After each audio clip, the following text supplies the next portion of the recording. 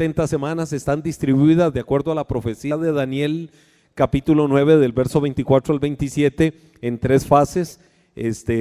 Cuando habla de una primera parte de 7 semanas, es decir, 49 años, cuando habla de otra fase de 62 semanas, es decir, 483 años, porque son semanas de años, y una última semana, ¿que a dónde está esa semana? Una semana que son 7 años. Pero resulta, yo he venido enseñando en esto de escatología o temas apocalípticos, siempre hay diferentes posiciones. Yo he venido enseñando mi convicción, gracias a Dios, que en esto podemos ver la riqueza de la palabra, y lo que se enseña siempre de escatología, por lo menos a mí, que me apasionan los temas apocalípticos, pero no el estarlos enseñando, porque no tienen que ver con la vida práctica, no tienen que ver con tu diario vivir victorioso. Y al final de cuentas, la posición de una persona o de otra, el requisito es tener el corazón abierto para que Cristo sea el Señor y Salvador de la vida, y el día que Él venga, porque viene, nos iremos con Él a morar por los siglos de los siglos, y estaremos reinando en la nueva Jerusalén con el Rey de Reyes y Señor de Señores, juntamente con Él, coronados de gloria y de toda majestad. Esa verdad infalible, nadie nos la quita, nadie nos la roba. Pero, de acuerdo a mi convicción, la semana 69, y aquí es donde voy. ¿Por qué estoy hablando de eso? Pastor, ¿por qué usted se metió con ese tema? La semana anterior hablé al corazón, iba a dar un tema, una enseñanza sobre las tormentas en la vida cristiana. En esta semana dije, voy a hacer un alto, y la voy a estar compartiendo ahora después de abril, porque quiero aprovechar la coyuntura de estos días. Coyuntura como ¿cuál? Hoy, y digo hoy porque en el calendario bíblico el sábado o el Shabbat termina a las 6 de la tarde. Ya hoy en el calendario bíblico es domingo, el primer día de la semana. Hoy, en mi convicción personal, hace 1986 años. Alguien dice, ya salió el pastor con esas fechas, que yo no sé cómo es ese enredo. Mi esposa es la primera que me dice, mi amor, se me hace un circuito cuando hablas de las fechas bíblicas. Pero hoy hace 1986 años, hoy, hace 1986 años, se estaba cumpliendo la semana 69 de las 70 semanas que profetiza Daniel. Y sobre eso, no sobre ya las 70 semanas, no es sobre eso lo que voy a predicar, pero voy a hablar algo sobre el acontecimiento durante estos minutos que se dio hoy hace 1986 años. El tema, la entrada triunfal de Cristo a Jerusalén. Y por eso yo quiero que le des un aplauso de alabanza al Rey de Gloria. ¿Qué significa eso?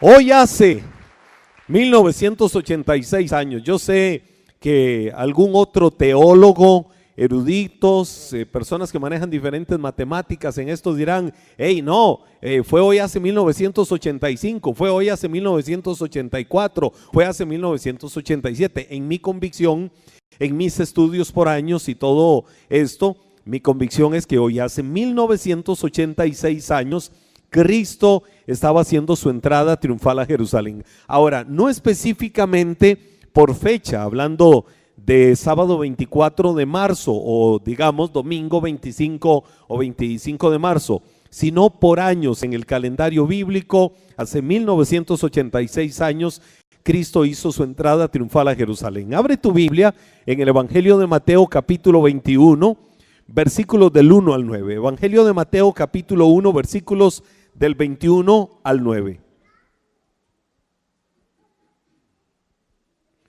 Vamos a ver en la Biblia ese acontecimiento. Mateo capítulo 21, versículos del 1 al 9. Puedes abrir o puedes prender tu Biblia y nos preparamos para leer esta riqueza del corazón de Dios. Me imagino que el título en la mayoría de sus Biblias dice la entrada triunfal en Jerusalén, ¿verdad? Dice el verso 1, cuando se acercaron a Jerusalén, ¿quiénes? Jesús y sus discípulos. Y vinieron a Betfagé, al monte de los olivos. Jesús envió a 2 discípulos diciéndoles: id a la aldea que está enfrente de vosotros, y luego hallaréis una asna atada y un pollino con ella. Desatadla y traédmelos. Y si alguien os dijere algo, decid: el Señor los necesita, y luego los enviará. Todo esto aconteció para que se cumpliese lo dicho por el profeta cuando dijo: decid a la hija de Sión, he aquí, tu rey viene a ti, manso y sentado sobre una asna, sobre un pollino, hijo de animal de carga. Y los discípulos fueron e hicieron como Jesús les mandó, y trajeron el asna y el pollino, y pusieron sobre ellos sus mantos, y él se sentó encima. Y la multitud, que era muy numerosa, tendía sus mantos en el camino, y otros cortaban ramas de los árboles y las tendían en el camino. Y la gente que iba delante y la que iba detrás aclamaba diciendo: Hosana al Hijo de David, bendito el que viene en nombre del Señor, Hosana en las alturas.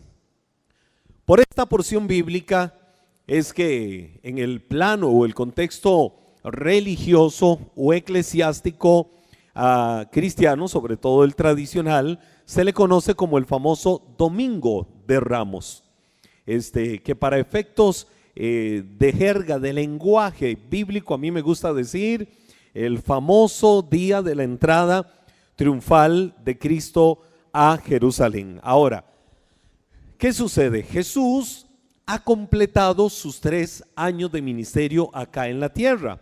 Y cuando vemos esta porción, entonces nos va acercando a algo. Aquí es donde comienza la semana previa a la muerte de Jesús en la cruz. Antes, durante muchas veces, en muchas ocasiones, durante toda su vida y en el ejercicio de su vida ministerial, Jesús siempre entraba a Jerusalén de forma modesta. De hecho, sin obstruir. ¿Por qué obstruir? Porque vemos que en este caso hubo todo un acontecimiento de acuerdo a esta porción bíblica. Ahora, él entra a la ciudad proclamándose rey abiertamente. Jesús se proclama abiertamente ese día, hoy hace 1986 años, abiertamente como el rey. Jesús y sus discípulos llegan cerca de la ciudad de Jerusalén, a Betfagé, en la zona del Monte de los Olivos, que era una pequeña villa, como un barrio, como un pueblito pequeñito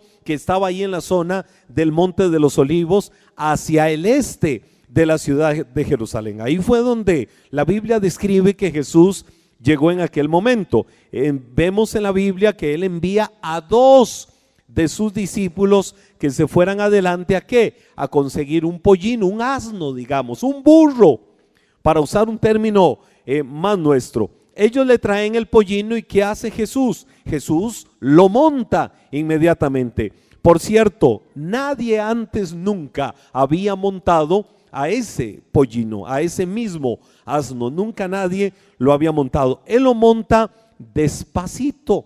Él lo monta y despacito Jesús va entrando a la ciudad de Jerusalén.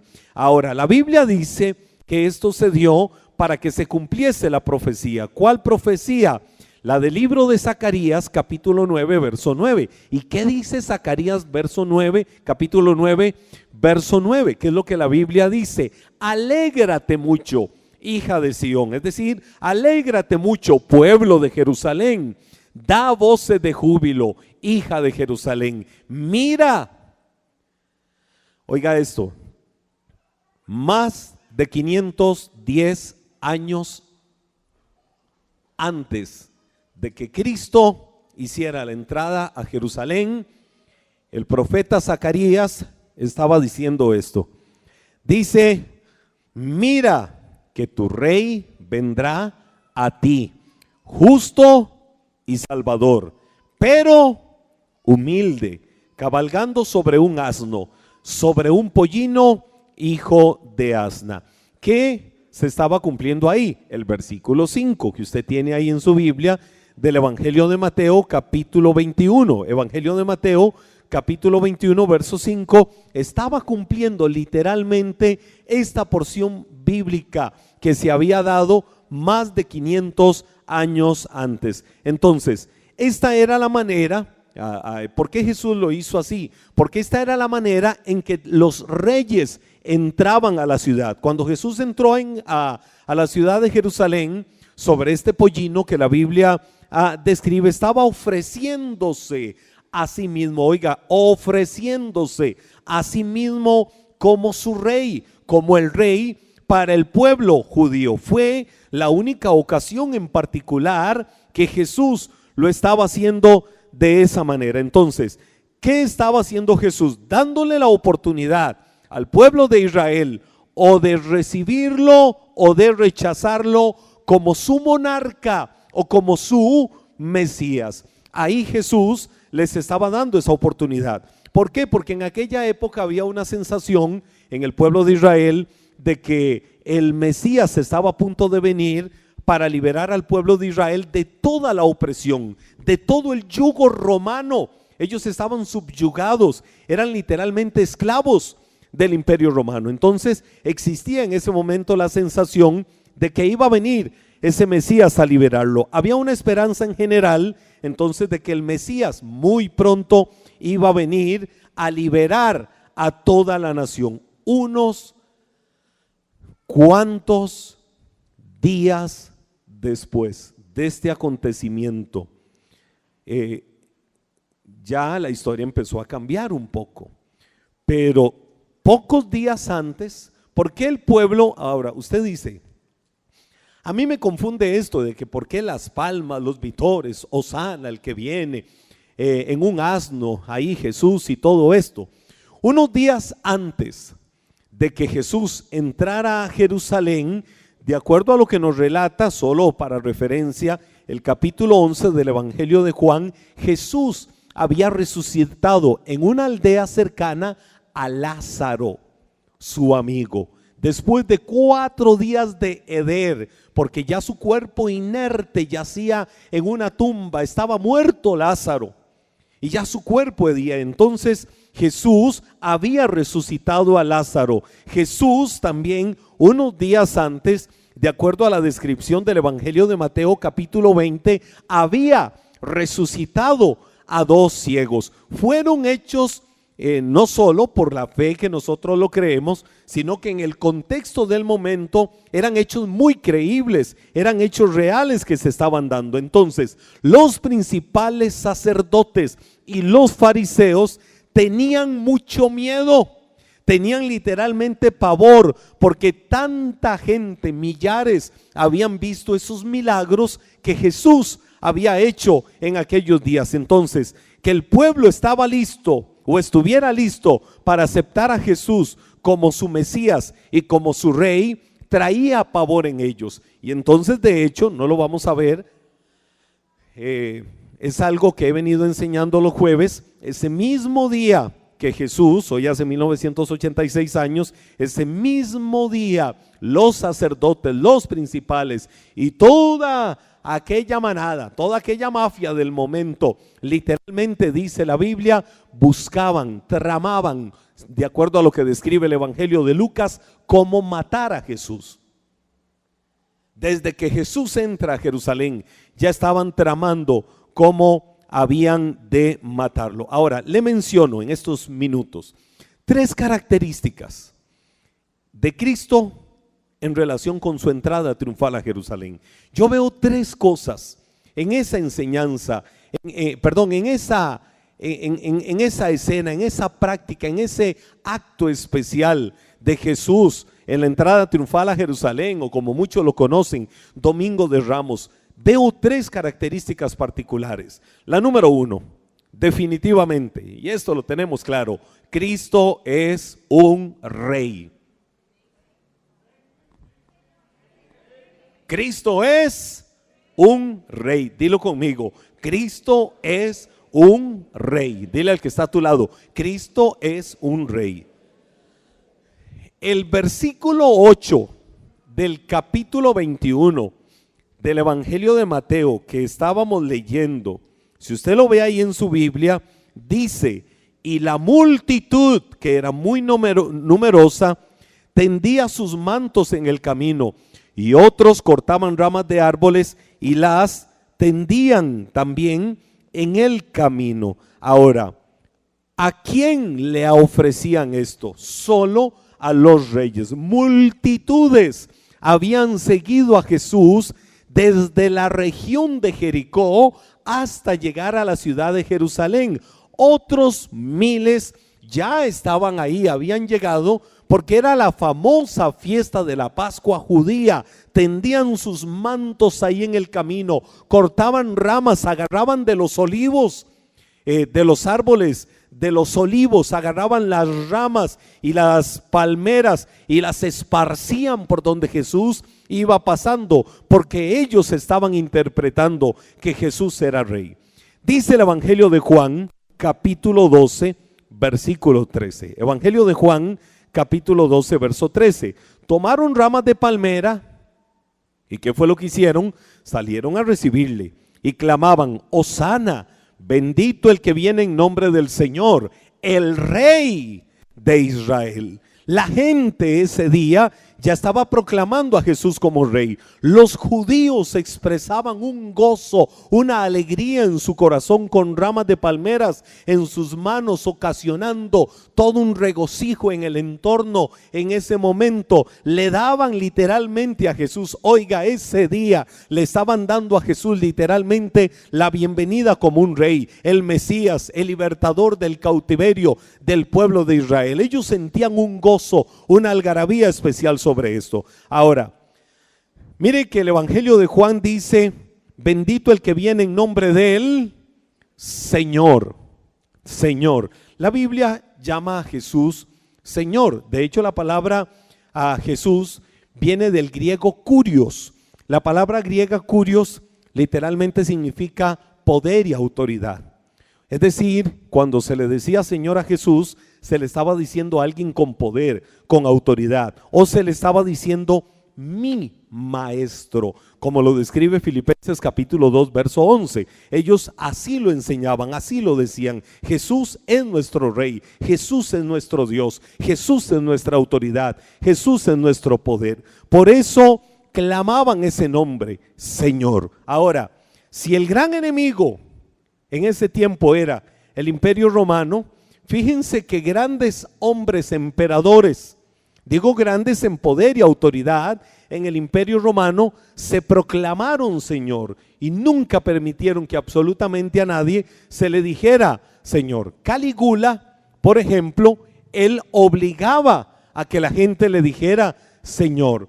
A Nerón, la gente solo Señor podía decirle. Domitio fue oficialmente en algún momento llamado nuestro Señor y fue hasta literalmente llamado nuestro Dios. Ahora, con razón, toda esta gente, Calígula, Nerón, Domitio y un montón en el Imperio Romano, siempre se oponían a lo que estaba desarrollándose, a lo que estaba creciendo, que era la fe cristiana. Los cristianos en los tiempos de estos emperadores rehusaban llamar a estas personas Señor. Ellos decían: no podemos llamarlo Señor. Por eso se empezó históricamente a dar grandes persecuciones y asesinatos. Mataban a muchos cristianos. Habían muchos mártires de la fe, porque ellos se oponían a llamarlo Señor. Ahora, yo creo que uno que profese ser cristiano, una persona que profese ser cristiana, y cuando yo digo que soy cristiano, es porque soy nacido de nuevo, porque he conocido y porque tengo a Cristo en mi corazón como el Señor, y porque lo puedo llamar a Él Señor de mi vida. Podemos llamarlo Señor de mi vida. Podemos decir Él es Señor de mi vida. Podemos decir eso, Él es Señor de mi vida. Ahora, no nos olvidemos lo que el mismo Jesús decía en el Evangelio de Lucas capítulo 6. ¿Por qué me llamas Señor y no haces lo que yo te digo? Dile al que está a tu lado, ay, ay, ay. Eso decía el Señor. ¿Por qué me llaman Señor y no hacen lo que yo les digo? Yo quiero decirte algo, cualquiera de estos en la historia del Imperio Romano posterior a Jesús podía obligar a la gente a que lo llamaran Señor. Jesús no obligó a nadie. Ese día en particular la gente lo llamó Señor. Y para nosotros hoy en día hay una verdad infalible: solo Cristo es Curios. Él es el único Curios, es decir, es el único Señor. Él es el único Rey de reyes y Señor de señores, y esa es la proclamación que nosotros, la iglesia, los hijos de Dios, podemos hacer. Surge una pregunta, hago la pregunta: ¿entendería esta multitud que describe acá la Biblia? Aquellos que extendieron sus mantos, que cortaron ramas de olivo, que cortaron hojas de palmera, que abanicaron ahí las ramas de palmera en aquel día en el camino. ¿Entenderían ellos que Jesús realmente era el Curios? ¿Que Jesús realmente era el Señor? No. Y está muy claro que no lo entendían. ¿Por qué no lo entendían? Viene una segunda verdad acá. La primera es que Cristo es Rey. Y si es Rey, es Señor. Y puedo decir, Jesús es Señor de mi vida, ¿verdad? Pero viene una segunda verdad. ¿Cuál es? Cristo es Rey, pero es un Rey de diferente clase. Cristo es un Rey de diferente clase. El verso 5 del Evangelio de Mateo capítulo 21 dice: decid a la hija de Sión, he aquí tu Rey viene a ti. Ahora mire lo que dice la Biblia: manso y sentado sobre una asna, sobre un pollino, hijo de animal de carga. El texto dice literalmente que Él es manso. Literalmente del griego es afable, es decir, una persona dócil, una persona noble, una persona dócil, una persona especial. Ahora, Pablo decía, extraigo aquí una verdad rica, de vida práctica, que el apóstol San Pablo decía. Pablo le decía a los de Corinto: sean imitadores de mí. Oiga lo que Pablo les decía: sean imitadores de mí. No era arrogancia, no era altivez la de Pablo. Pablo no era un arrogante diciéndole a la gente: imítenme a mí. No, ¿por qué no era arrogante diciendo eso? Porque inmediatamente decía: como yo de Cristo. Sean imitadores de mí como yo imito a Cristo. Si yo imito a Cristo, entonces la gente me puede imitar a mí. ¿Y cómo era Cristo? Era un rey afable, es decir, un rey manso. Lo que pasa es que ellos nunca habían visto a un rey así. Cada rey de Israel, cada rey de Judá en el Antiguo Testamento había sido un rey exigente, había sido un rey imponente, había sido un rey de esos a veces implacables, al estilo el primer monarca de Israel, que fue Saúl, que era gente fuerte, gente dura. La mayoría de ellos, de los reyes de Israel y los reyes de Judá, lamentablemente fueron reyes malos. Era gente que no hacía lo bueno delante de Dios. Se convirtieron a veces hasta en una carga para el pueblo de Israel. Pero Jesús era diferente. Jesús era un rey de diferente clase, como se estaba mostrando ese día domingo en esa entrada triunfal a Jerusalén delante del pueblo. La Biblia habla describiendo a Jesús de maneras muy particulares. Por ejemplo, el Evangelio de Mateo, capítulo 21. Hay descripciones, oiga, hay descripciones en la Biblia. Mateo 11, capítulo 11, versos 28 y 29. ¿Qué dice la Biblia? Venid a mí todos los que están trabajados y cargados. Dile al que está a tu lado: te están hablando. ¿Qué dice el Señor? Vengan a mí, vengan a mí, vengan a mí. Es decir, Él da libertad, libre albedrío, libre derecho. Estás cargado, estás perturbado, te sientes mal. Dice: vengan a mí los trabajados y cargados, y yo los haré descansar. ¿Cuál es la parte nuestra? ¿Cuál es la parte nuestra? acercarnos a Él. ¿Cuál es la parte nuestra? Estar con el Señor. Yo les decía, si hay una verdad que tenemos que tener clara los hijos de Dios siempre, lo decía la semana anterior, siempre Dios nos da lecciones. Yo decía, wow, Dios, cuando pasamos tormentas, cuando pasamos pruebas, dificultades, somos tan de barro de verdad. Señor, ¿qué sería de nosotros apartados de ti? Y decía, no permitamos apartarnos un solo momento del Señor. Entonces, en medio de las tormentas, de las adversidades, de las diferentes situaciones, hay una promesa viva. ¿Cuál es? Vengan a mí con sus cargas, con sus trabajos. Pablo lo dice a los de Filipos, capítulo 4, verso 6, diferente. Por nada te afanes, presenta delante de Él todas tus peticiones en oración y ruego. Pero Jesús en primera persona decía, vengan a mí los que están trabajados, los que están cargados, es decir, los que están cargando con diferentes situaciones. ¿Y cuál es la parte de Él? ¿Qué es lo que Él hace? ¿Qué es lo que a Él le corresponde? Yo los haré descansar. ¿Verdad que a veces no descansamos? Cuando digo descansamos, nos sentimos fatigados de las diferentes situaciones de la vida. ¿No será que nos está faltando un poco de presencia del Señor? ¿No será que nos está faltando un poco de cercanía? Y mire que hablo en primera persona. Estoy hablando la generalidad de todos nosotros.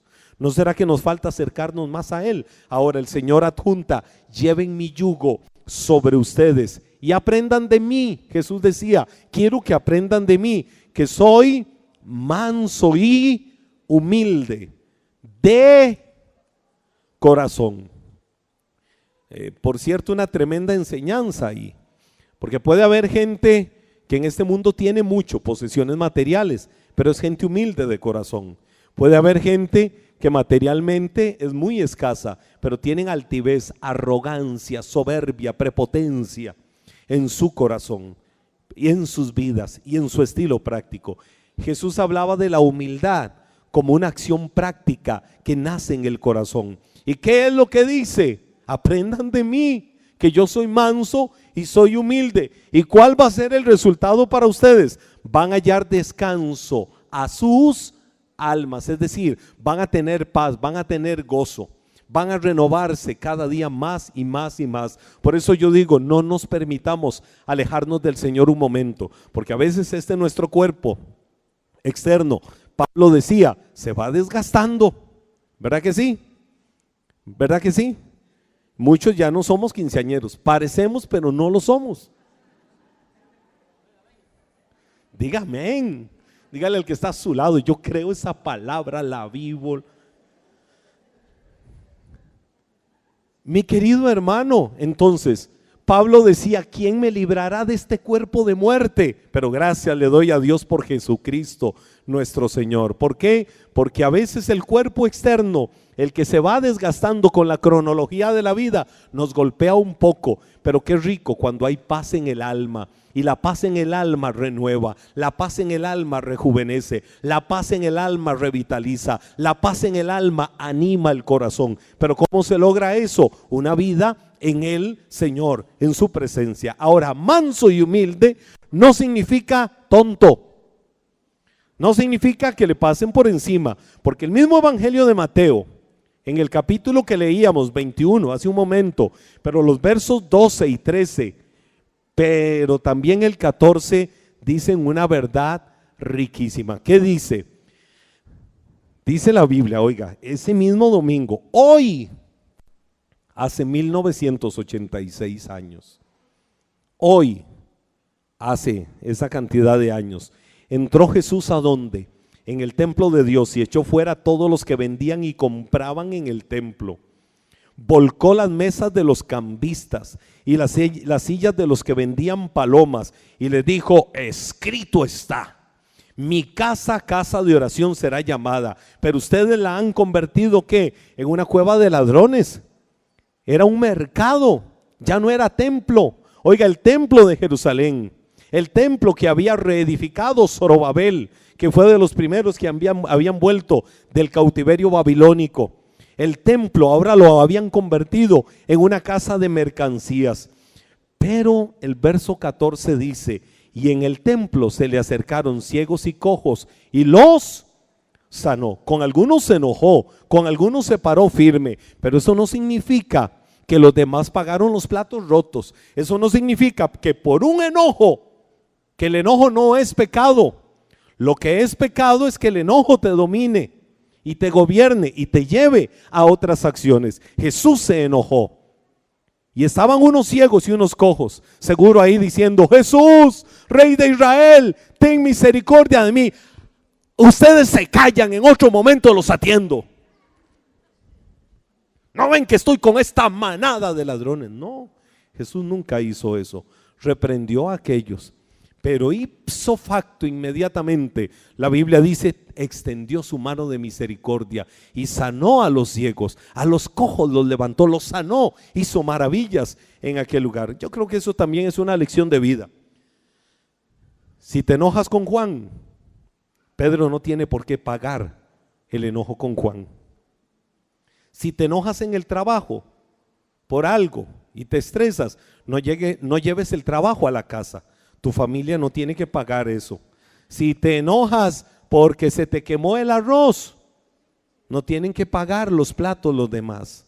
Si te enojas con otro, que sea en particular con esa persona, pero nunca permitas que se extienda, porque puedes estar violentando, puedes estar robando un propósito de Dios. Y número 3, les menciono la tercera enseñanza que yo me encuentro de ese maravilloso domingo en que Cristo hizo su entrada triunfal a Jerusalén. El reino de Cristo, a ese reino, definitivamente la única manera de llegar o de entrar es por la fe en Él. Es la única manera. El versículo 9 de ese evangelio de Mateo dice: la gente que iba adelante y la que iba detrás aclamaba diciendo: Hosana al Hijo de David, bendito el que viene en nombre del Señor, Hosana en las alturas. Ahora, mi querido hermano, la multitud que iba adelante y la multitud que iba detrás aclamaba eso, proclamaba eso: Hosana, salve el Hijo de David. Ellos decían, literalmente lo que estaban diciendo era sálvanos, a ti oramos. Pensaban que Él los iba a salvar del imperio romano, es decir, física y terrenalmente. Pero ¿qué deja Pablo claro en 1 Corintios capítulo 15 versículo 3? ¿Qué dice la palabra ahí? Primeramente os he enseñado lo que asimismo recibí, que Cristo murió. ¿Murió por qué? ¿Por qué murió Cristo? Al final de cuentas, todo se sintetiza en qué. ¿Por qué murió Cristo? Por tus pecados. Dile al que está a tu lado, no sé si lo sabías, Cristo murió por tus pecados, conforme a las Escrituras. Ellos en aquel domingo no se estaban dando cuenta de que Él vino a salvarlos espiritualmente del pecado y de la condenación. No se estaban dando cuenta de eso. No tenían una revelación de quién era Jesús. ¿Por qué no tenían una revelación de quién era Jesús? Los versículos 10 y 11 del Evangelio de Mateo, capítulo 21, lo que hemos venido leyendo, la porción que hemos venido leyendo dice: cuando entró Él en Jerusalén, toda la ciudad se agitó, porque no lo conocían. Decían: es el rey. Pero muchos preguntaban: ¿y este quién es? La gente decía: este es Jesús, el profeta, el de Nazaret de Galilea. Es ese Jesús. Pero la gente no tenía una revelación. ¿Por qué no tenía una revelación? Porque solo el viernes después de que proclamaban: Hosana al que viene en nombre del Señor, Hosana al Rey de Israel, y le ofrecían ahí todos los vitores, las palmas, las ofrendas, y le decían: exaltado, alabado sea. Todos esos que en una algarabía, en júbilo, en una proclamación de exaltación, le decían eso a Jesús. Después de ese domingo, el siguiente viernes, ¿sabe qué estaban diciendo a un solo coro? ¡Crucifíquenlo! No tenían revelación. que tengas revelación en tu vida quién es Jesús. Que hoy no estés diciendo en este lugar, Hosana al Rey de Reyes y Señor de Señores, y apenas salgas de este lugar con las acciones de tu vida, estés diciendo, crucifíquenlo,